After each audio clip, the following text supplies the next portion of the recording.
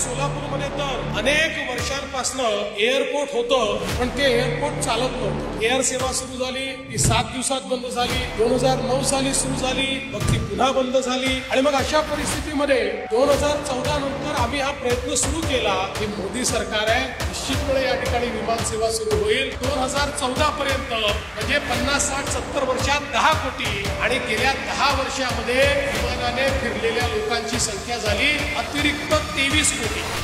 मोठ्या प्रमाणात निर्यात सुरू झालेली आहे। वेगवेगळ्या प्रकारे आपण जगाच्या मार्केटशी जोडलो जातो आणि अशा सगळ्या परिस्थितीमध्ये जर आपल्याला विकासाकडे जायचं असेल तर फंक्शनल एअरपोर्ट असणे आणि एअर कनेक्टिव्हिटी असणे हे अत्यंत महत्वाचं असतं। आणि या सोलापूरमध्ये तर अनेक वर्षांपासून एअरपोर्ट होतं, पण ते एअरपोर्ट चालत नव्हतं। पहिल्यांदा अनेक वर्षापूर्वी एअर सेवा सुरू झाली, ती 7 दिवसात बंद झाली। 2009 साली सुरू झाली, मग ती पुन्हा बंद झाली। अशा पद्धतीनं या ठिकाणी एअर सेवा, हवाई सेवा ही काही सुरू होऊ शकत नव्हती। आणि मग अशा परिस्थितीमध्ये 2014 नंतर आम्ही हा प्रयत्न सुरू केला की सोलापूर सारखं महत्वाचं शहर याच्या आसपास कुठेही फंक्शनल एअरपोर्ट नाही आणि जोपर्यंत इथलं एअरपोर्ट आपण सुरू करत नाही तोपर्यंत हा शहर आणि हा जिल्हा जो पर्यटनाच्या दृष्टीने देखील अत्यंत महत्वाचा जिल्हा आहे। एकीकडे या ठिकाणी ही संतभूमी आहे,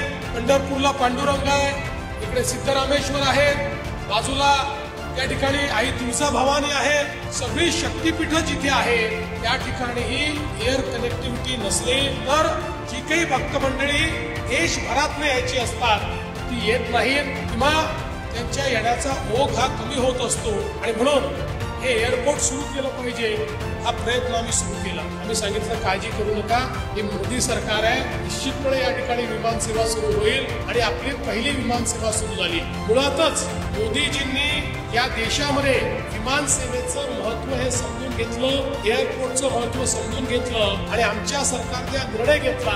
पहिलं विमान सुरू झालं, पण सगळ्यात महत्वाची होती कनेक्टिव्हिटी मुंबईची। कारण जेव्हा तुम्ही मुंबईला कनेक्ट होता तेव्हा संपूर्ण देशाला कनेक्ट होता आणि जेव्हा तुम्ही मुंबईला कनेक्ट होता त्यावेळी संपूर्ण जगालाही तुम्ही कनेक्ट होता।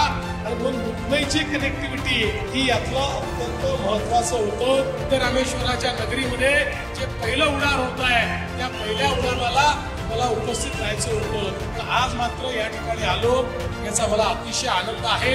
सोलापूर हे आमचं दक्षिणेकडे जाणारा गेटवे आहे। सोलापूर एक असं शहर आहे की एका एअरपोर्टमुळे आणि आमच्या शक्तीपीठ सारख्या कनेक्टिव्हिटीमुळे आज पंढरपूर असेल, आज या ठिकाणी सोलापूर असेल, आज या ठिकाणी तुळजापूर असेल, ही सगळी शक्तीपीठं आपली ही जोडली जाणार आहे। मी तुम्हाला दाव्यानं सांगतो ही सगळी कनेक्टिव्हिटी झाल्यानंतर इथे येणाऱ्या भाविकांची संख्या ही 3 पटीने वाढेल आणि त्यातून मोठ्या प्रमाणात रोजगाराची निर्मिती देखील होईल। 2014 पर्यंत एकूण विमानांनी फिरलेल्या प्रवाशांची संख्या होती 10 कोटी, म्हणजे 50, 60, 70 वर्षात 10 कोटी आणि गेल्या 10 वर्षामध्ये विमानाने फिरलेल्या लोकांची संख्या झाली अतिरिक्त 23 कोटी। म्हणजे 10 कोटीच्या ऐवजी 23 कोटी लोक आता विमानाने फिरायला लागले।